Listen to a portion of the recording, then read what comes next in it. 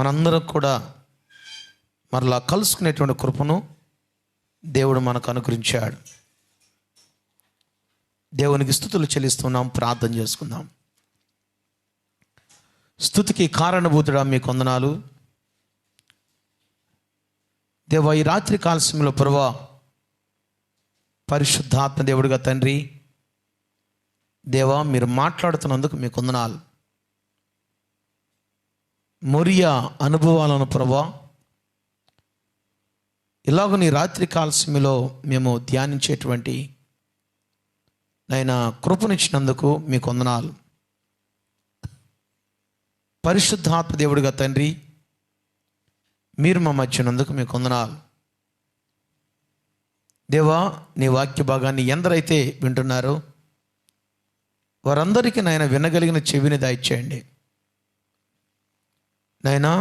గ్రహించగలిగిన మనస్సును ప్రభువా ప్రతి బిడ్డకు నాయన మీరు దయచేయమని పరిశుద్ధాత్మ దేవుడిగా నాయన దేవ, ఈ రాత్రి కాల సమయంలో మీరు మాట్లాడుతున్నందుకు మీకు వందనాలు. గొప్ప దేవుడు నాయన, ప్రేమ కలిగిన దేవుడవు మీరే. ఈ కార్యాన్ని మీ చిత్తానుసారంగా దేవా మీరు జరిగిస్తున్నందుకు మీకు వందనాలు చెల్లిస్తూ మా ప్రభు అయిన యేసుక్రీస్తు నామమున అడిగి వేడుకుంటున్నాం మా తండ్రి, ఆమేన్. క్రీస్తునందు ప్రియమైన దేవుని బిడ్డలారా, ఈ రాత్రి కాలశంలో ఒక ప్రాముఖ్యమైన అంశాన్ని మనము ధ్యానం చేయబోతున్నాం. బైబిల్ గ్రంథములో అత్యంత ప్రాముఖ్యమైనటువంటి సందర్భం,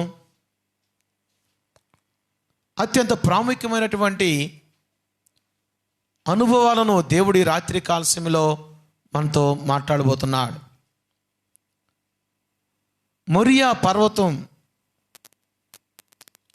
దేవుడు ఏర్పాటు చేసినటువంటి స్థలంలో క్రీస్తునందు ప్రియమైనటువంటి దేవుని బిడ్డారా, మొరియా పర్వతం యొక్క అనుభవాలను ఇలాగ నీ రాత్రి కాలశంలో ధ్యానం చేయబోతున్నాం. క్రీస్తునందు ప్రియమైనటువంటి దేవుని బిడ్డారా, ఈ యొక్క మొరియా పర్వతం గురించి మనం జాగ్రత్తగా గమనించినట్లయితే బెహిర్ష్మా అనబడినటువంటి ప్రాంతం నుండి ఈ యొక్క పర్వతం రమారమి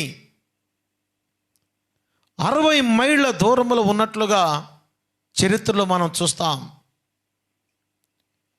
ఈ యొక్క ప్రాంతం క్రీస్తునందు ప్రియమైనటువంటి దేవుని బిడ్డారా, మొట్టమొదటి సందర్భాన్ని జాగ్రత్తగా ఈ రాత్రి కాలశంలో మనం చూడబోతున్నాం. మొరియా అనబడినటువంటి మాటకు అర్థాన్ని మనం జాగ్రత్తగా గమనించినట్లయితే ఆరాధించు స్థలము అనేటువంటి అర్థాన్ని కలిగి ఉంది. దేవునికి స్తుతులు చెల్లించేటువంటి స్థలం, దేవుని నామాన్ని ఘనపరిచేటువంటి స్థలం మొరియా స్థలం. ప్రియులారా, క్రైస్తవ జీవితాన్ని కలిగినటువంటి మనం కూడా ఈ రాత్రి కాలశంలో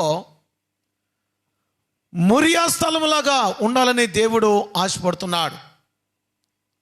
ఎందుకంటే పేరుకు తగినటువంటి స్థలం, దేవుణ్ణి ఆరాధించేటువంటి స్థలం, క్రీస్తును ప్రియమైనటువంటి దేవుని బిడ్డ, ఈ స్థలంలో జరిగినటువంటి 3 అనుభవాలని రాత్రి కాలశంలో మనము జ్ఞాపకం చేసుకోబోతున్నామో జాగ్రత్తగా మనము అర్థం చేసుకోవడానికి ప్రయత్నం చేద్దాం.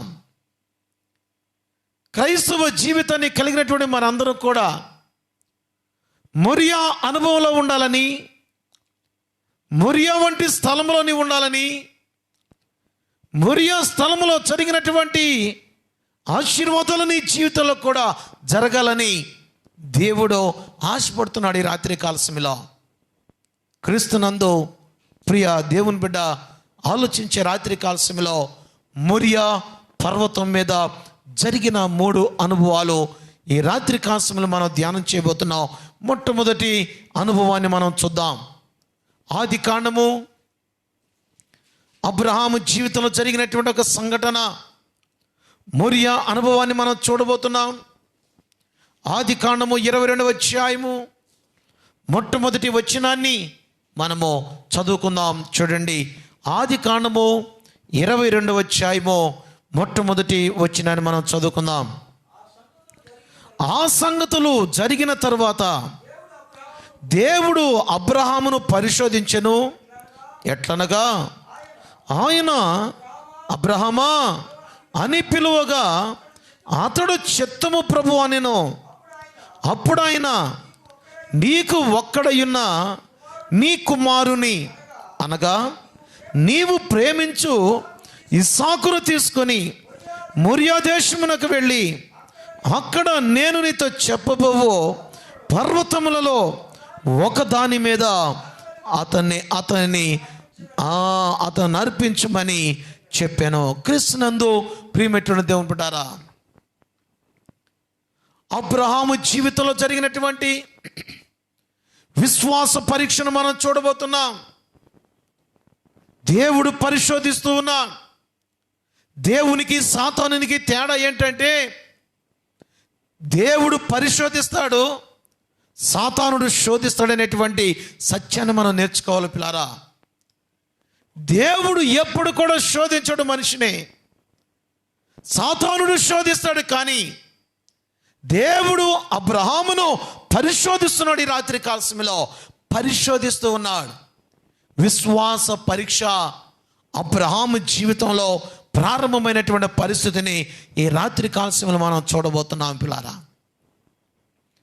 క్రీస్తునందు ప్రియమైనటువంటి దేవుని బిడ్డలారా, ఎక్కడ ఈ యొక్క పరీక్ష ప్రారంభమైందంటే, విశ్వాస పరీక్షలో అబ్రహాము నెగ్గినటువంటి స్థలం మొరియా పర్వతాన్ని రాత్రి కాలశంలో, ఆ యొక్క అనుభవాన్ని రాత్రి కాలశంలో మనము జ్ఞాపకం చేసుకుని చూడగా అబ్రహాముతో దేవుడు మాట్లాడుతున్నాడు. ఏమని మాట్లాడుతున్నాడు అంటే, అబ్రహామా అని పిలువగా అబ్రహాం అంటున్నాడు, చిత్తం ప్రభువా, ఏటి నాయనా అనగానే అంటున్నాడండి, నీకు ఒక్కడయ్యున్న నీ కుమారుణ్ణి నీవు ప్రేమించుచున్న ఇస్సాకును తీసుకొని మొరియా దేశమునకు వెళ్ళి అక్కడ ఆ పర్వతం మీద ఆయనను దహన బలిగా అర్పించమని చెప్పినప్పుడు అబ్రహాము విధేయత చూపించినట్లుగా మనం చూస్తూ ఉన్నాం. క్రీస్తునందు ప్రియమైనటువంటి దేవుని బిడ్డలారా, అబ్రహాము విశ్వాసమునకు పరీక్ష, అబ్రహాము విధేయతకు పరీక్ష. దేవుడు అబ్రహామును పరిశోధిస్తున్నట్లుగా మనం చూస్తూ ఉన్నాం. అందుకంటున్నాడండి, నీ ఒక్కగానొక కుమారుణ్ణి నీవు తీసుకొని మొరియా దేశానికి వెళ్ళు.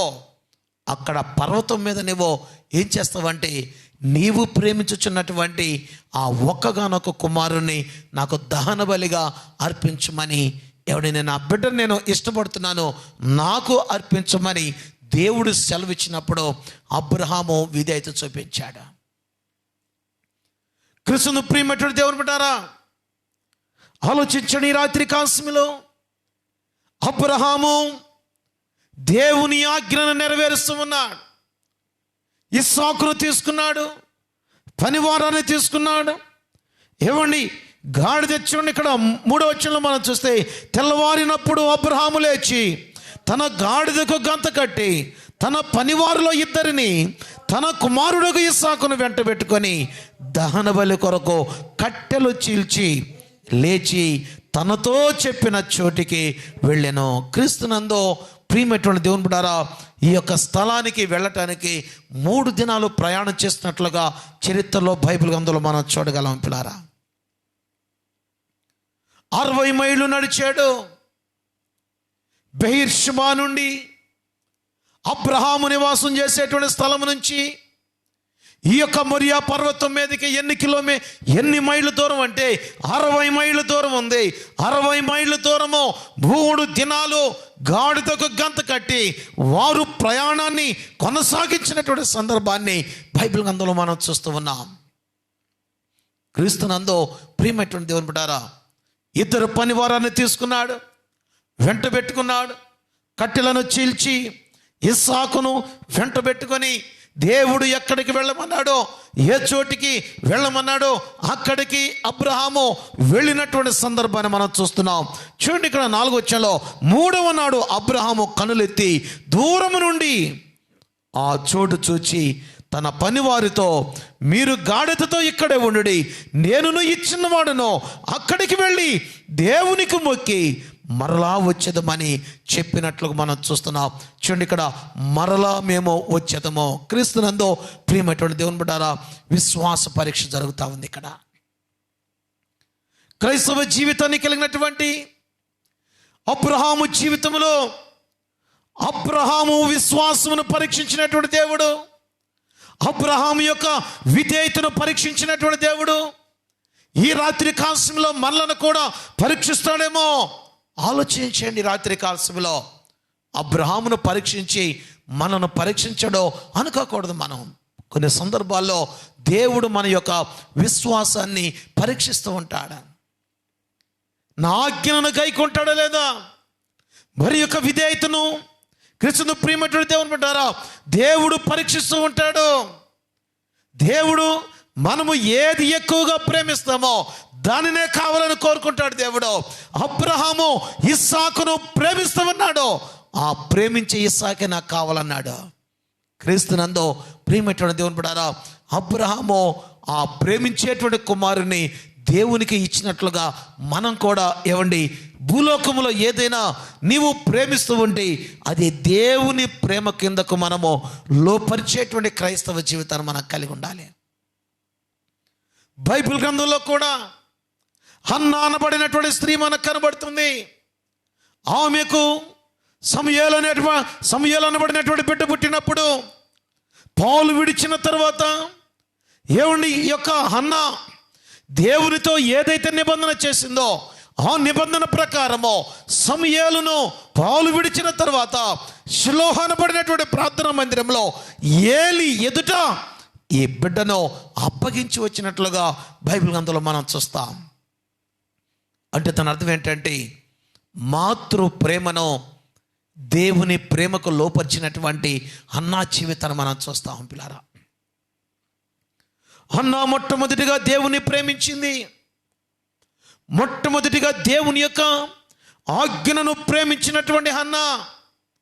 క్రీస్తును ప్రియమైనటువంటి దేవుని బిడ్డ అబ్రహాము జీవితాన్ని కూడా మనం చూస్తే ఆజ్ఞను ప్రేమిస్తూ ఉన్నాడు, దేవుని ఆజ్ఞను గైకొంటూ ఉన్నాడు.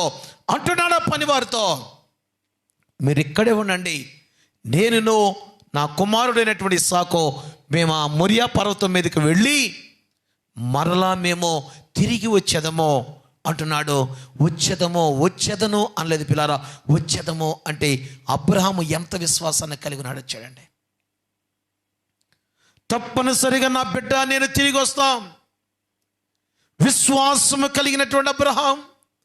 అందుకు అబ్రహామును బైబిల్ గ్రంథంలో ఏమని చెప్పబడిందంటే విశ్వాసులకు తండ్రి. క్రీస్తునందు ప్రియమైనటువంటి దేవుని బిడ్డలారా అబ్రహాము విశ్వాసులకు తండ్రిగా ఉన్నాడు. ఉండటానికి గల కారణం ఏంటంటే అబ్రహాము అంతగా దేవుని నమ్మాడు, అంతగా దేవుని విశ్వసించినటువంటి క్రైస్తవ జీవితం అబ్రహాములో కనబడుతుంది. పిల్లారా, అంటున్నాడు నేనును నా కుమారుడైనటువంటి ఇస్సాకు మరలా తిరిగి వచ్చేదము అని చెప్పినప్పుడు అంటున్నాడు. ఇక్కడ 6వ వచనంలో మనం చూసుకున్నప్పుడు క్రీస్తునందు ప్రియమైన దేవుని బిడ్డ దహన బలికి కట్టెలు తీసుకొని తన కుమారుడగు ఇస్సాకు మీద పెట్టి తన చేతితో చూడండి ఇక్కడ నిప్పును కత్తిని పట్టుకొని పోయెను. వారిద్దరూ కూడి వెళుచుండగా ఇస్సాకు తన తండ్రి అయిన అబ్రహాముతో నా తండ్రి అని పిలిచెను. అందుకతడు ఏమి నా కుమారుడా నేను. అప్పుడు అతడు నిప్పును కట్టెలు ఉన్నవి కానీ దహన బలికి గొర్రె పిల్ల ఏదని అడుగగా అబ్రహాము నా కుమారుడా దేవుడి దహన బలికి గొర్రె పిల్లను చూచుకునని చెప్పాను. దేవుని నామానికి స్తోత్రం కలుగును గాక. క్రీస్తునందు ప్రియమైనటువంటి దేవుని బిడ్డ ఈ రాత్రి కాలశంలో క్రైస్తవ జీవితాన్ని కలిగినటువంటి మనం తెలుసుకోవలసినటువంటి సత్యం ఏంటంటే ఇస్సాకు అబ్రహాము కట్టెలు తీసుకున్నారు, నిప్పును తీసుకుని వారు బయలుదేరిపోతూ ఉంటే తన కుమారుడైనటువంటి ఇస్సాకు అబ్రహాంతో మాట్లాడుతున్నాడు, తండ్రి దహన బలి చెల్లించడానికి కట్టెలు ఉన్నాయి, నిప్పు ఉన్నది, కానీ గొర్రె పిల్ల ఏది నాయనా అన్నప్పుడు అబ్రహాము యొక్క గుండె పగిలిపోయి ఉంటుంది. కానీ అబ్రహాం అంటున్నాడు, దేవుని మీద విశ్వాసమును బట్టి కుమారుడా ఆ గొర్రె పిల్లను దేవుడే చూచుకొనను. క్రీస్తునందు ప్రియమైనటువంటి దేవుని బిడ్డలారా, ఆలోచించండి. రాత్రి కాల సమయంలో గొర్రె పిల్లను దేవుడు చూసుకొనను.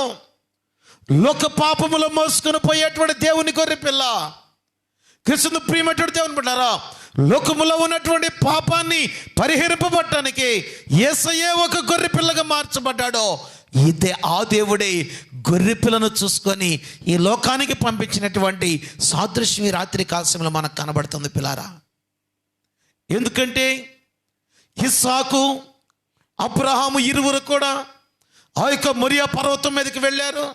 వెళ్ళిన తర్వాత అక్కడ ఏం జరిగిందంటే చూడండి, ఇక్కడ 9వ వచనంలో, అలాగూ వారిద్దరూ కూడి వెళ్ళి దేవుడు అతనితో చెప్పిన చోటికి వచ్చినప్పుడు అబ్రహాము అక్కడ బలిపీఠము కట్టి కట్టెలు చక్కగా పేర్చి తన కుమారుడు ఇస్సాకును బంధించి ఆ పీఠము పైన కట్టెల మీద ఉంచెను. క్రీస్తునందు ప్రియమైనటువంటి దేవుని బిడ్డలారా, అబ్రహాము సంపూర్ణ విధేయతను చూపిస్తూ ఉన్నాడు. మొరియా పర్వతం మీద ఉన్నటువంటి అనుభవాలు ఈ రాత్రి కాలశంలో మనం చూస్తే అబ్రహాము జీవితంలో విశ్వాసమునకు పరీక్ష జరిగినటువంటి స్థలం ఏంటంటే మొరియా స్థలం. విశ్వాసమునకు పరీక్ష జరిగినటువంటి స్థలం, అబ్రహామును పరిశోధించినటువంటి స్థలం, అబ్రహాము దేవుని యొక్క ఆజ్ఞను నెరవేర్చినటువంటి స్థలం, అబ్రహాము దేవుని యొక్క ఆజ్ఞను నెరవేర్చడమే కాకుండా సంపూర్ణ విధేయతను చూపించినటువంటి స్థలం, దేవుని యొక్క నిబంధన నెరవేర్చినటువంటి స్థలం ఏంటంటే మొరియా స్థలం. పిల్లారా, కృష్ణుడు ప్రియమైనటువంటి దేవుని బిడ్డ, ఆలోచించండి. రాత్రి కాలశంలో దేవుని యొక్క నిబంధనను బట్టి, దేవునికి అబ్రహాముకు ఉన్నటువంటి నిబంధనను బట్టి, క్రీస్తును ప్రియమైనటువంటి దేవుని బిడ్డలారా, అబ్రహాము ఏ నిబంధన అయితే చేశాడో, ఏ నిబంధన అయితే నెరవేర్చాలనుకున్నాడో, దేవుడు అబ్రహాముతో ఏమైనా ఆజ్ఞ అయితే ఇచ్చాడో ఆ నిబంధన నెరవేర్చడానికి ఆ మొరియా పర్వతం మీదకి వెళ్ళాడు. కట్టెలు పేర్చాడు, బలిపీఠాన్ని కట్టినట్లుగా బైబిల్ గ్రంథంలో మనం చూస్తున్నాం. మొరియా పర్వతం మీద బలిపీఠం కట్టినటువంటి స్థలం పిల్లారా. బలిపీఠము కట్టినటువంటి స్థలం. బలిపీఠంలో ఉన్నటువంటి ప్రాముఖ్యత ఏంటంటే బైబిల్ గ్రంథంలో మనం చూస్తే, ప్రకటన గ్రంథంలో మనం చూస్తే బలిపీఠంలో జీవం ఉంది. బలిపీఠం మాట్లాడుతున్నట్లుగా, పరలోక రాజ్యంలో బలిపీఠం మాట్లాడుతున్నట్లుగా మనం చూస్తాం. ఆ బలిపీఠం భూలోకములో ఎక్కడ కట్టబడిందంటే మొరియా పర్వతం మీద కట్టబడింది పిల్లారా. క్రీస్తునందు ప్రియమైనటువంటి దేవుని బిడ్డలారా, మొరియా పర్వతం మీద బలిపీఠం కట్టబడింది. ఎప్పుడైతే ఆ బిడ్డను వధిస్తాడో అప్పుడేం జరుగుతుందంటే పరలోక రాజ్యం నుంచి అగ్ని దిగి వచ్చి ఆ బిడ్డను దహించి వేయాలి పిల్లారా. అది అక్కడ ఉన్నటువంటి సందర్భం. బలిపీఠం కట్టడానికి గల కారణం, అబ్రహాము జీవితంలో ఈ యొక్క బలిపీఠం పేరేంటంటే సమర్పణ బలిపీఠం. అబ్రహాము యొక్క యాత్రలో 4 బలిపీఠాలు కడతాడో. మొట్టమొదటి బలిపీఠం ఏంటంటే వాగ్దాన బలిపీఠం కడతాడో. 2వ బలిపీఠం ఏంటంటే ప్రార్థనా బలిపీఠాన్ని కడతాడో. 3వ బలిపీఠం ఏంటంటే ఆశీర్వాదము బలిపీఠం కడతాడో. 4వ బలిపీఠం ఏంటో తెలుసా? సమర్పణ బలిపీఠం. ఇది తన ఒక్కగానొక్క కుమారుణ్ణి ఎవరికి సమర్పిస్తూ ఉన్నాడంటే దేవునికి సమర్పిస్తున్నాడు. ఈ సమర్పణ బలిపీఠం ఎక్కడ కట్టాడో తెలుసా? మొరియా పర్వతం మీద కట్టాడు పిల్లారా. మొరియా పర్వతం మీద కట్టాడు. బలిపీఠము కట్టినటువంటి స్థలం మొరియా పర్వతం. అచ్చండి, ఇక్కడ ఎప్పుడైతే తన యొక్క కుమారుని బంధించి ఆ బలిపీఠం మీద ఆ యొక్క బిడ్డను బంధించి ఆ బిడ్డను పడుకో అలాగనే చూడండి ఇక్కడ ఏమన్నాడు ఒక్కసారి చూడండి. ఇక్కడ మనం జాగ్రత్తగా చూస్తే కట్టెలు పేర్చి తన కుమారుడు ఇస్సాకును బంధించి ఆ పీఠము పైన కట్టెల మీద ఆ బిడ్డను వచ్చి చూడండి. ఒక్కసారి 10వ వచనం మనం చూస్తే, అప్పుడు అబ్రహాము తన కుమారుని వధించుటకు తన చెయ్యి చాపి కత్తి పట్టుకొనగా యెహోవా దూత పరలోకము నుండి అబ్రహామా అబ్రహామా అని అతను పిలిచాడు. అందుకతడు చిత్తము ప్రభువా అనెను. అప్పుడు ఆయన ఆ చిన్నవాని మీద చెయ్యి వేయకము అని చెప్పాను. దేవునామానికి స్తోత్రం కలుగునుగాక. విశ్వాస పరీక్షలో నెగ్గినటువంటి అబ్రహాము, విశ్వాస పరీక్షలో నెగ్గినటువంటి స్థలం బొరియా స్థలాన్ని ఈ రాత్రి కాశ్యములు మనం జ్ఞాపకం చేసుకుంటున్నాం. పిల్లరా, ఇటువంటి అనుభవాలు మన జీవితంలో కలగాలి. క్రీస్తునందో ప్రియమైనటువంటి దేవుని బిడ్డారా, ఎప్పుడైతే ఆ బిడ్డ మీదకి ఆ కత్తిని వెత్తాడో అప్పుడు పరలోకం నుంచి ఒక స్వరం, ఒక దూత వినబడుతుంది. అబ్రహామా అబ్రహామా. చూడక్కడ అన్నప్పుడు చిత్తం ప్రభువా. అద్భుతం, మహా అద్భుతం. దేవుడు అబ్రహాముతో మాట్లాడినటువంటి స్థలం. క్రీస్తును ప్రియమైనటువంటి దేవుని బిడ్డ, అంతేకాదు కానీ మరి ఒక విషయాన్ని మనం చూడబోతున్నాం. అంటున్నాడు ఇక్కడ, నీ ఒక్కగానొక్క కుమారుని నీవు వధించవద్దు అంటున్నాడు. నీకు ఒక్కడయ్యున్నా నీ కుమారుని నాకు ఇయ్య వినదీయలేదు కనుక నీ దేవునికి భయపడువాడు అని ఇందువలన నాకు కనబడుచున్నది అనేను. క్రీస్తునందు ప్రియమైనటువంటి దేవుని బిడ్డారా, దేవుడు అబ్రహామును పరీక్షించినటువంటి విధానంలో దేవుడు అంటున్నాడు ఇక్కడ, నీవు నాకు భయపడతావని నాకు తెలుసు. ఈ యొక్క పరీక్ష ద్వారా నాకు తెలిసిందే. నీవు నాకు భయపడదు అని ఇందువలన నాకు కనబడుచున్నదని నేను 13వ వచనం. అప్పుడు అబ్రహాము కనులెత్తి చూడగా పొదలో కొమ్ములు తగిలించుకొని ఉన్న ఒక పొట్టేలు వెనక తట్టున కనబడెను. అబ్రహాము వెళ్ళి ఆ పొట్టేలును పట్టుకొని తన కుమారునికి మారుగా పెట్టి దహన బలిగా అర్పించెను.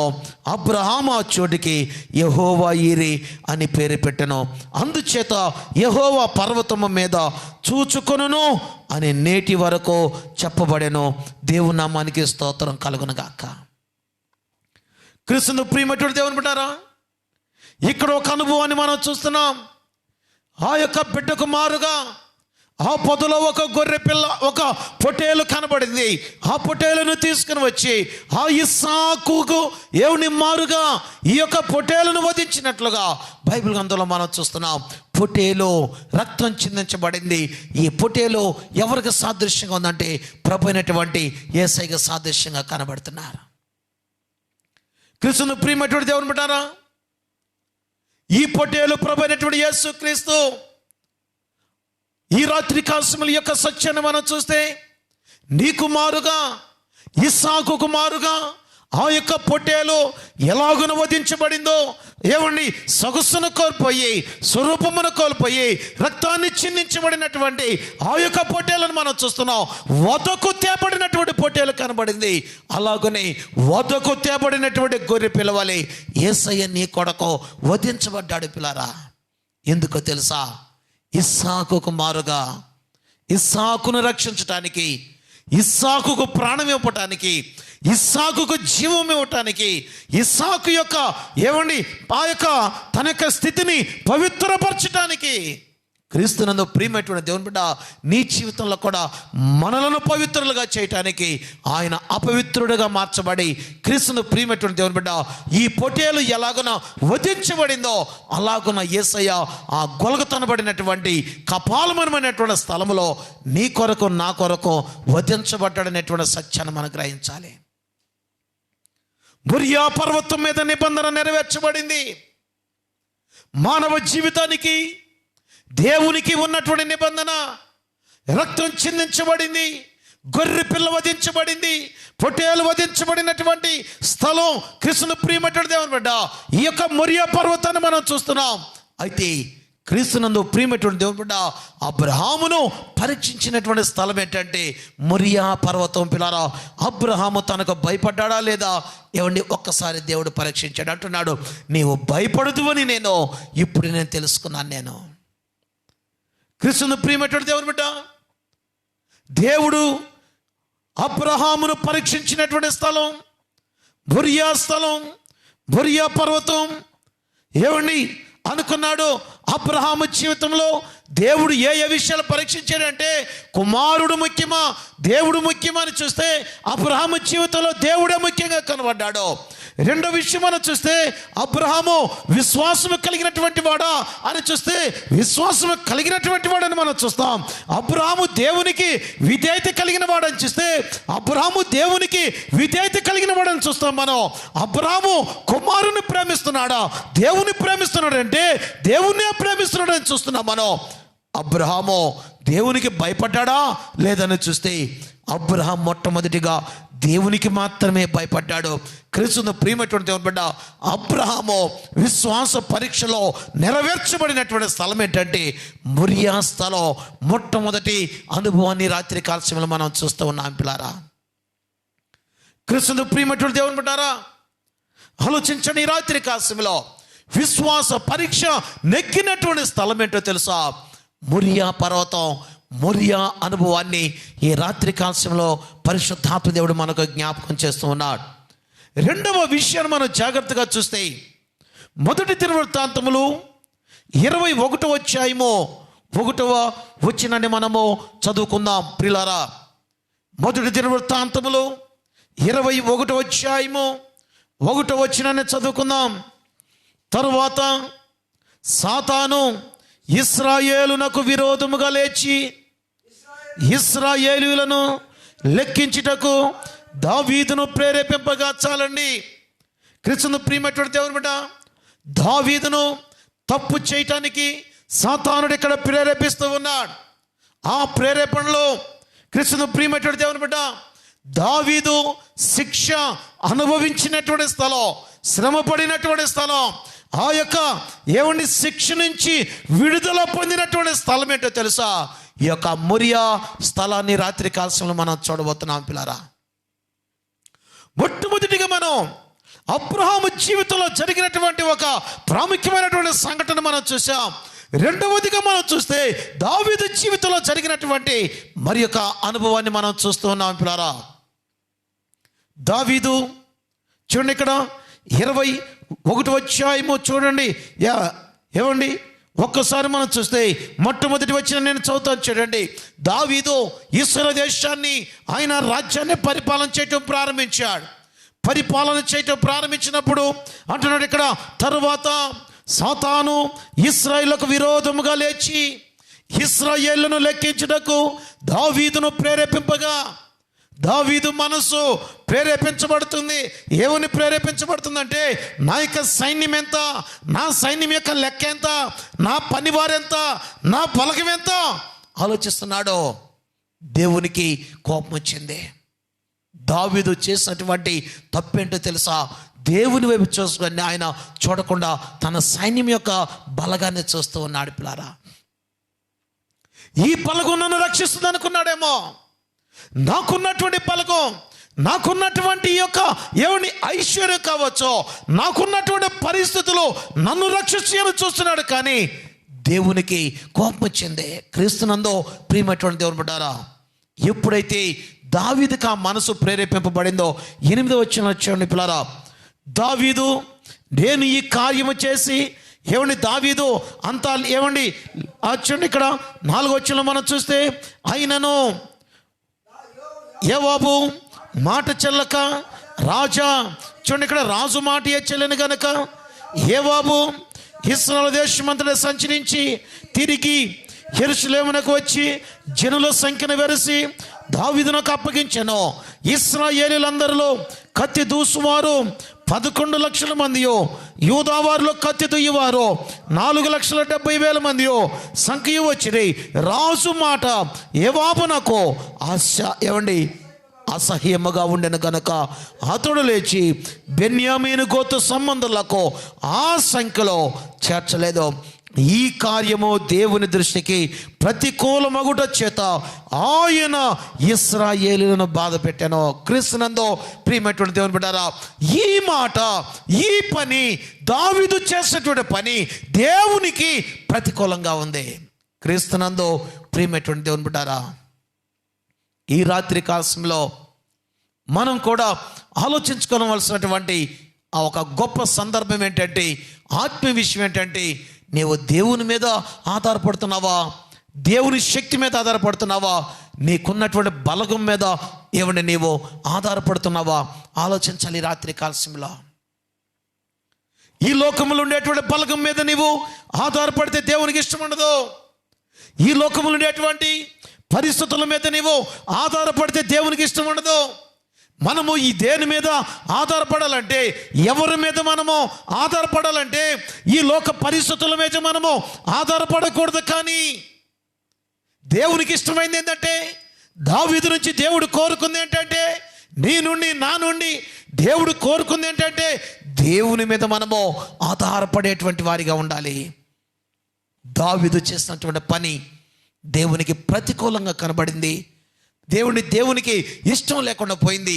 వెంటనే ఏం జరిగిందంటే 9వ వచనంలో, యెహోవా దావీదునకు దర్శకుడగు గాదుతో ఇలాగున సెలవిచ్చెను, నీవు వెళ్ళి దావీదుతో ఎట్లనమో.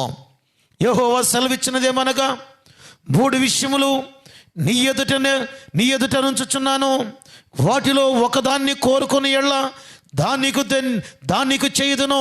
కావున గాదు దావీదు నొద్దకు వచ్చి ఇట్లా, నేను 3 ఏండ్ల పాటు కరువు కలుగుట, 3 ఏండ్ల పాటు శత్రువులు కత్తి దూసి నిన్ను తరుముగా నీవు వారి ఎదుట నిలవలేక నశించిపోవుట, 3 దినములు దేశమందు యెహోవా కత్తి అనగా తెగులు నిలుచుట చేత యెహోవా దూత ఇశ్రాయేలుల దేశమంతటా నాశనము కలుగ చేయుట అను వీటిలో ఒకదానిని నీవు కోరుకొనమని యెహోవా సెలవిచ్చుచున్నాడు. కావున నన్ను పంపిన వానికి నేను ఏమి ప్రత్యుత్తరం ఇవ్వాలనో దాన్ని యోచించుమో అని చెప్పగానే, అందుకు దావీదు అంటున్నాడు, నేను మిక్కిలి ఇరుకులో చిక్కి ఉన్నాను. యెహోవా మహాకృప గలవాడు. నేను మనుషుల చేతిలో పడక ఆయన చేతిలోనే పడుదును కాకని గాదుతో నేను. కావున యెహోవా ఇశ్రాయేలు మీదకి తెగులు పంపగా ఇశ్రాయేలులో ఇక్కడ ఇశ్రాయేలులలో 70,000 మంది చచ్చిరి. యెరూషలేమును నాశనము చేయుటకై ఒక దేవుడు ఒక దూతను పంపెను. క్రీస్తునందు ప్రియమైనటువంటి దేవుని బిడ్డలారా, ఈ తెగులుకు కారణం దావీదే. ఇశ్రాయేలీలు 70,000 మంది చనిపోవటానికి గల కారణం క్రీస్తునందు ప్రియమైనటువంటి దేవుని బిడ్డ. ఈ యొక్క తెగులు రావటానికి గల కారణం దావీదు. మరల ఒక దూత వచ్చింది. ఏమంటే దూత వచ్చాడో అతడు నాశనము చేయబోచుండగా యెహోవా చూచి ఆ చోటు విషయమై సంతాపము నొంది, నాశనము చేయ దూతతో చాలును, ఇప్పుడు నీ చెయ్యి ఆపుమని సెలవేగా ఆ దూత యెబూసీయుడైన ఒర్నాను కళ్ళమునొద్ద నిలిచాను. క్రీస్తునందు ప్రియమైనటువంటి దేవుని బిడ్డారా, దేవుని నామానికి స్తోత్రం కలుగునుగాక. ఆ దూత ఎక్కడ నిలువబడ్డాడంటే చూడండి, ఇక్కడ ఒర్నాను కళ్ళమునొద్ద నిలువబడెను. ఆ ఒర్నాను కళ్ళమే మొరియా పర్వతం. ఆ ఒర్నాను కళ్ళమే మొరియా యొక్క స్థలం. కృష్ణుని ప్రియమైనటువంటి దేవుని బిడ్డ, ఈ యొక్క దూత ఎక్కడ నిలవబడ్డాడంటే వచ్చి ఒర్నాను కళ్ళము యొద్ద నిలువబడినట్లుగా మనం చూస్తాం. అప్పుడు దావీదు కనులెత్తి చూడగా భూమి ఆకాశముల మధ్యన నిలుచు వరదీసి కత్తి చేత పట్టుకొని దాన్ని యెరూషలేము మీద చాపగా చాపిన యెహోవా దూత కనబడెను. అప్పుడు దావీదు పెద్దలను గోని పట్టలను కట్టుకున్న వారై సాష్టాంగ పడి ఆయనకి నమస్కరించినట్లుగా బైబిల్ గ్రంథంలో మనం చూస్తూ ఉన్నాం. దేవుని నామానికి స్తోత్రం కలుగును గాక. క్రీస్తును ప్రియమైనటువంటి దేవుని బిడ్డారా, ఇప్పుడు ఈ యొక్క ఒర్నాను కళ్ళం దగ్గర ఈ యొక్క దూత నిలబడి ఉన్నప్పుడు అప్పుడు అంటున్నాడు, చూడండి ఇక్కడ 18వ వచనం, పిల్లరా, యెబూసీయుడైన ఒర్నాను కళ్ళమునందు యెహోవాకు ఒక బలిపీఠము కట్టించుటకై దావీదు అచ్చటికి వెళ్ళవలనని దావీదునకు ఆజ్ఞనిమ్మని యెహోవా దూత గాదునకు సెలవీగా. ఈ యొక్క దూత కోపము చల్లారాడంటే, ఈ యొక్క ఉగ్రత అంతటితోటి ఆగిపోవాలంటే ఈ యొక్క ఒర్నాను కళ్ళం దగ్గర దావీదు ఏం కట్టాలని దేవుడు ఆజ్ఞాపించాడంటే బలిపీఠము కట్టుమో. క్రీస్తునందు ప్రియమైనటువంటి దేవుని బిడ్డారా, అప్పుడు దావీదు నేరుగా అక్కడ ఏం జరిగిందంటే ఆ ఒర్నాను అనబడినటువంటి వ్యక్తి దగ్గరకు వెళ్ళి అక్కడ అడుగుతున్నాడయ్యా, నీ యొక్క ఆ యొక్క కళ్ళము నాకు ఇవ్వము అన్నప్పుడు అతను అంటాడు, నీవు కావాలంటే నీ తీసుకో అన్నప్పుడు దావీదు కొంత వెలబెట్టి ఆ యొక్క స్థలాన్ని కొనినట్లుగా బైబిల్ గ్రంథంలో మనం చూస్తాం. పిల్లారా, దావీదు నేరుగా చూడండి ఇక్కడ 19వ వచనంలో ఏమండి యెహోవా నామమున గాదు పలికిన మాట ప్రకారము దావీదు వెళ్ళెను. చూడండి ఇక్కడ ఏమండి 21వ వచనంలో దావీదు వర్ణానునొద్దకు వచ్చినప్పుడు వర్ణాను దావీదును చూచి కళ్ళములో నుండి వెలుపలకు వచ్చి తల నేల మట్టుకుతో ఏమండి వంచి దావీదుకు నమస్కారం చేసెను. అప్పుడు అంటున్నాడు, ఈ తెగులు జనులను విడిచిపోనట్లుగా ఈ కళ్ళపు ప్రదేశమందు నేను యెహోవాకు బలిపీఠమును కట్టించుటకై దాని నాకు తగిన ఏమండి క్రయమునకిమ్మని దావీదు వర్ణానుతో అనగా, వర్ణాను రాజైన నా ఏలినవాడు దాన్ని తీసుకొని తన దృష్టికి అనుకూలమైనట్టుగా చేయనుగాక. ఇదిగో దహన బలులకు ఎత్తులు కట్టెలకై ఏమండి అంటున్నాడు ఇక్కడ, నురిపిడి సామాగ్రి నైవేద్యమునకు గోధుమ పిండి ఇదంతయు నేను ఇచ్చేదనని దావీదుతో చెప్పినప్పుడు అప్పుడేం జరిగిందంటే 26వ వచనంలో పిమ్మట దావీదు యెహోవాకు అచ్చట ఒక బలిపీఠము కట్టించి దహన బలులను సమాధాన బలులను అర్పించి ఇక్కడ యెహోవాకు మొరపెట్టగా ఆయన ఆకాశములో నుండి దహన బలిపీఠం మీదికి అగ్ని వలన అతనికి ప్రత్యుత్తరం ఇచ్చెను. యెహోవా దూతకు ఆజ్ఞాపించగా అతడు తన కత్తిని మరలా తన వరలో మరలా ఉంచినట్లుగా చూస్తున్నాం. దేవుని నామానికి స్తోత్రం కలుగునుగాక. క్రీస్తును ప్రియమైనటువంటి దేవుని బిడ్డలారా, ఈ వర్ణాను కళ్ళమే మొరియా మొరియా అనబడినటువంటి స్థలం.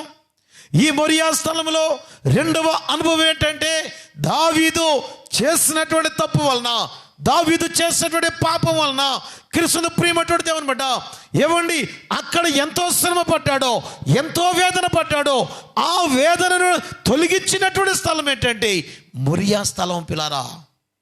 అక్కడ యెహోవాకు దావీదు బలిపీఠం కట్టినటువంటి స్థలం.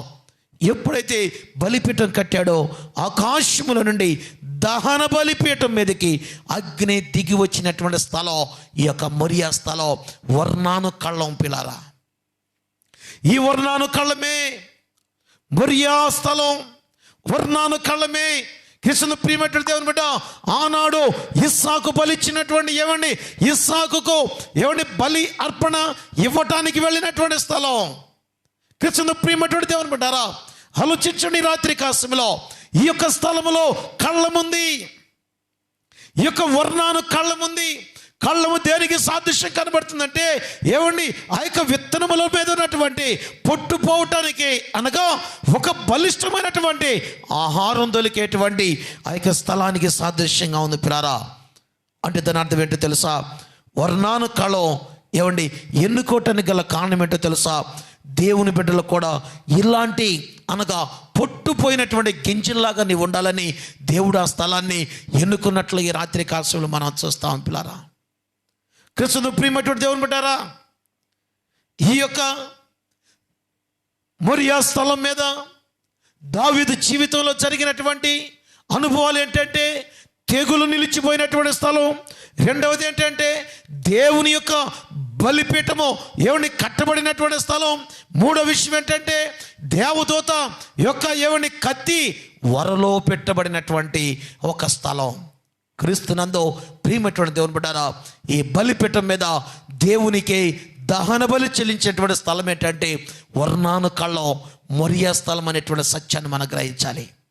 ఒకటి దావీదు అబ్రహాము జీవితంలో తన అనుభవంలో ఆయన విశ్వాస పరీక్ష జరిగినటువంటి స్థలం, విశ్వాసము నెగ్గినటువంటి స్థలం మొరియా స్థలం. దావీదు జీవితంలో తన యొక్క తెగులు నుంచి తప్పించబడినటువంటి స్థలం ఏంటంటే మొరియా స్థలం. ఇద్దరు కూడా బలిపీఠం కట్టాడో దేవునికి దహన బలులు చెల్లించినట్లుగా దేవుని యొక్క ఆశీర్వాదాలు పొందినటువంటి స్థలం ఏంటంటే మొరియా స్థలాన్ని మనం చూస్తున్నాం. ఇటువంటి స్థలంలో నీవు ఒక బిడ్డగా ఉండాలని దేవుడు కోరుకుంటున్నాడు ఈ రాత్రి కాలసమయంలో. మొరియా స్థలములాగా నీవు ఉండాలా? ఎందుకంటే మూడవ అనుభవాన్ని మనం చూస్తున్నాం. క్రీస్తును ప్రియమైనటువంటి దేవుని బిడ్డారా, మొరియా స్థలంలో జరిగినటువంటి మూడవ అనుభవాన్ని జాగ్రత్తగా మనం గ్రహించినట్లయితే చూడండి, ఇక్కడ దావీదు జీవితంలో అనుభవం, అబ్రహాము జీవితంలో అనుభవం జరిగింది. కానీ మూడవది సొలొమోను జీవితంలో జరిగినటువంటి ఒక అనుభవాన్ని ఈ రాత్రి కాలంలో మనం చూడబోతున్నాం. చూడండి, క్రీస్తును ప్రియమైనటువంటి దేవుని బిడ్డారా, 2వ దినవృత్తాంతంలో 3వ అధ్యాయము మొట్టమొదటి వచనాన్ని మనం చదువుకుందాం పిల్లారా. చూడండి, ఇక్కడ 2వ దినవృత్తాంతములు 3వ అధ్యాయము మొట్టమొదటి వచనాన్ని మనం చదువుకుందాం. 2వ దినవృత్తాంతములో దేవుని పరిశుద్ధ గ్రంథములో నుంచి 2వ దినవృత్తాంతములో 3వ అధ్యాయము మొట్టమొదటి వచనాన్ని మనం చదువుకుందాం పిల్లారా. తర్వాత సొలొమోను యెరూషలేములో తన తండ్రి అయిన ఇక్కడ దావీదునకు యెహోవా ప్రత్యక్షమైనప్పుడు మొరియా పర్వతమందు దావీదు సిద్ధపరిచిన స్థలమున యెబూసీయుడైన ఒర్నాను కళ్ళమందు దావీదు ఏర్పరిచిన స్థలమున ఇక్కడ యెహోవాకు ఒక మందిరము కట్టనారంభించను. క్రీస్తునందు ప్రియమైనటువంటి దేవుని బిడ్డారా, దేవుని యొక్క మందిరం, యెరూషలేము మందిరం కట్టబడినటువంటి స్థలం ఏంటంటే మొరియా స్థలం పిల్లారా. అంటున్నాడు ఎక్కడ, దావీదు సిద్ధపరిచినటువంటి, దావీదుకు ప్రత్యక్షమైనప్పుడు మొరియా స్థలమందు దావీదు సిద్ధపరిచినటువంటి స్థలం, దేవుని స్థలం ఇది, ఆరాధించేటువంటి స్థలం ఇది. దేవుని యొక్క స్థలం యెబూసీయుడైన దేవుని ఒర్నాను కళ్ళమందు దావీదు ఏర్పరిచినటువంటి స్థలమున క్రీస్తునందు ప్రియమైన దేవుని బిడ్డ సొలొమోను దేవునికి ఒక మందిరము కట్టడం ప్రారంభించాడు. దేవుని నామానికి స్తోత్రం కలుగును గాక. మొరియా స్థలం ఆరాధించేటువంటి స్థలం. ఈ రాత్రి కాలములో నీ కుటుంబం కూడా ఒక మొరియా స్థలం లాగా ఉండాలని, నీ జీవితం కూడా, నీ హృదయం కూడా మొరియా స్థలం లాగా ఉండాలని క్రీస్తును ప్రియమైనటువంటి దేవుని బిడ్డారా, ఈ రాత్రి కాలములో పరిశుద్ధాత్మ దేవుడు ఆశపడుతూ ఉన్నాడు. ఈ మొరియా స్థలంలో క్రీస్తును ప్రియమైనటువంటి దేవుని బిడ్డారా, మొట్టమొదటి విషయం ఏంటో తెలుసా? జాగ్రత్తగా మనం గ్రహించినట్టయితే దేవుని మందిరం ఏవండి కట్టడం ప్రారంభించినటువంటి స్థలం. ఈ స్థలం దేవుణ్ణి ఆరాధించేటువంటి స్థలం, మందిరాన్ని ప్రారంభించినటువంటి స్థలం. మరి ఒక విషయాన్ని మీకు చూస్తే చూడండి, ఇక్కడ 2వ దినవృత్తాంతంలో 5వ అధ్యాయము మొట్టమొదటి వచనాన్ని మనం చూస్తే, సొలొమోను యెహోవా మందిరమునకు తాను చేసిన పని అంతయు సమాప్తము చేసి తన తండ్రి అయిన దావీదు ప్రతిష్ఠించిన వెండిని, బంగారమును, ఉపకరణములన్నిటినీ దేవుని మందిరపు బొక్కసములో చేర్చెను. క్రీస్తును ప్రియమైన దేవుని బిడ్డారా, దేవుని యొక్క మందిరం పూర్తి చేయబడినటువంటి స్థలం, దేవునికి ప్రతిష్ఠింపబడినటువంటి స్థలం, ప్రతిష్ఠింపబడినటువంటి ఒక మందిరంలో క్రీస్తును ప్రియమైనటువంటి దేవుని బిడ్డారా, ఆయనకు తగినటువంటి, మందిరానికి తగినటువంటి ఆ యొక్క ఉపకరణములన్నిటినీ ఆ మందిరపు బొక్కిసములో ఉంచినటువంటి స్థలం. క్రీస్తునందు ప్రియమైనటువంటి దేవుని బిడ్డారా, ఆలోచించండి. రాత్రి కాలములో మొరియా స్థలం అనుకున్నటువంటి అనుభవం, మొరియా అనుభవాన్ని దేవుడి రాత్రి కాలములో జ్ఞాపకం చేస్తూ ఉన్నాడు. ఎందుకంటే క్రీస్తునందు ప్రియమైనటువంటి దేవుని బిడ్డారా, ఒక్కసారి మనం యొక్క ప్రాముఖ్యతను చివరిగా ముగించబోయేటువంటి ముందుగా మనం చూస్తే, ఆ మందిరం నిర్మాణము చేయబడిన తర్వాత చూడండి, ఇక్కడ 2వ దినవృత్తాంతంలో 7వ అధ్యాయము మొట్టమొదటి వచనాన్ని మనం చదువుకుందాం. సొలొమోను తాను చేయు ప్రార్థనను ముగించినప్పుడు అగ్ని ఆకాశం నుండి దిగి దహన బలులను, ఇతరమైన బలులు దహించెను. యెహోవా తేజస్సు మందిరము పై ఉండెను. చాలండి, ఇక్కడ క్రీస్తును ప్రియమైనటువంటి దేవుని బిడ్డారా, దేవుడు దిగి వచ్చినటువంటి స్థలం, మందిరము దేవుని నిర్మాణం ప్రారంభించబడినటువంటి స్థలం, మందిరము పూర్తి చేయబడినటువంటి స్థలం, మందిరం యొక్క ఏవండి ఆభరణాలు ఏవండి దేవునికి ప్రతిష్ఠించి బొక్కిసములో దాచబడినటువంటి స్థలం. అంతేకాదు కానీ ఆ యొక్క స్థలాన్ని దేవునికి ప్రతిష్ఠించబడినటువంటి స్థలం. మందిరపు పనులు పూర్తి కాగానే సొలొమోను ఆ మందిరాన్ని ప్రతిష్ఠ చేస్తూ సొలొమోను వచ్చి దేవుని ప్రార్థనను ముగించినప్పుడు, క్రీస్తునందు ప్రియమైనటువంటి దేవుని బిడ్డారా, 6వ అధ్యాయం మొత్తం మీరు జాగ్రత్తగా చదివినట్లయితే ఆ మందిరం యొక్క ప్రాముఖ్యత ఉంటుంది పిల్లారా. దేవుని మందిరం యొక్క ప్రాముఖ్యత, ఆ మందిరానికి ఉన్నటువంటి విలువ, ఆ మందిరం యొక్క నైసర్గిక స్వరూపం, ఆ మందిరము ఎక్కడ నిర్మించబడిందంటే మొరియా స్థలములో నిర్మించబడింది. క్రీస్తునందు ప్రియమైన దేవుని బిడ్డారా, ఆలోచించండి, రాత్రి కాలంలో ఆ మందిరము దేవునికి ప్రతిష్ఠించినప్పుడు, ప్రార్థన చేసినప్పుడు అగ్ని ఆకాశం నుంచి దిగి దహన బలులను ఇతరమైన బలులను దహించెను. యెహోవా తేజస్సు ఆ మందిరం మీద నిండినట్లుగా మనం చూస్తున్నాం. దేవుని నామానికి స్తోత్రం కలుగును గాక. క్రీస్తును ప్రియమైనటువంటి దేవుని బిడ్డారా, పరలోకము నుండి భూలోకానికి దేవుడు దిగి వచ్చినటువంటి స్థలం మొరియా స్థలం. ఈ యొక్క మొరియా స్థలంలో జరిగినటువంటి అనేకమైనటువంటి విషయాలు మనం చూస్తే, ఎప్పుడైతే ఆ యొక్క తేజస్సు ఆ యొక్క మందిరం చుట్టూ దేవుని యొక్క తేజస్సు నింపబడిందో, యాజకులు పోలేకపోయారో, అందరూ కూడా దేవుని మందిరం మీదకి దిగగా ఇశ్రాయేలు అందరూ సాష్టాంగ నమస్కారం చేసి వాళ్ళు అన్నటువంటి మాట ఉంటే తెలుసా, యెహోవా దయాళుడు, ఆయన కృప నిరంతరం ఉండనని చెప్పి ఆయనను ఆరాధించి స్తుతించిరి. క్రీస్తునందు ప్రియమైన దేవుని బిడ్డ, 4వ వచనం మనం చదువుకుంటే, రాజును జనులందరూ యెహోవా ఎదుట బలులో అర్పించిరి. కొన్ని వేల పక్షులు, లక్షల గొర్రెలు దహన బలులుగా ఆ స్థలంలో అర్పించి దేవునికి స్తుతులు చెల్లించి, క్రీస్తును ప్రియమైనటువంటి దేవుని బిడ్డలారా, వాద్యముల చేత గీతముల చేత బూరలు ఊదుచు ఇశ్రాయేలులందరూ కూడా దేవునికి హృదయం అనే రక్షణ పాత్రను చేత పట్టుకొని ఆరాధన చేసి ఆ మందిరాన్ని ఏం చేశారంటే దేవునికి ప్రతిష్ఠింపబడినటువంటి స్థలం మొరియా స్థలం. పిల్లారా, క్రీస్తునందు ప్రియమైనటువంటి దేవుని బిడ్డలారా, ఆలోచించండి, రాత్రి కాల సమయంలో మొరియా పర్వతానికి ఉన్నటువంటి ప్రాముఖ్యత, మొరియా స్థలమునకు ఉన్నటువంటి ప్రాముఖ్యత, ఈ రాత్రి కాలంలో పరిశుద్ధాత్మ దేవునితో మాట్లాడుతున్నప్పుడు ఆ మొరియా స్థలంలాగా నీవు కూడా ఉండాలని దేవుడు ఆశపడుతున్నాడు.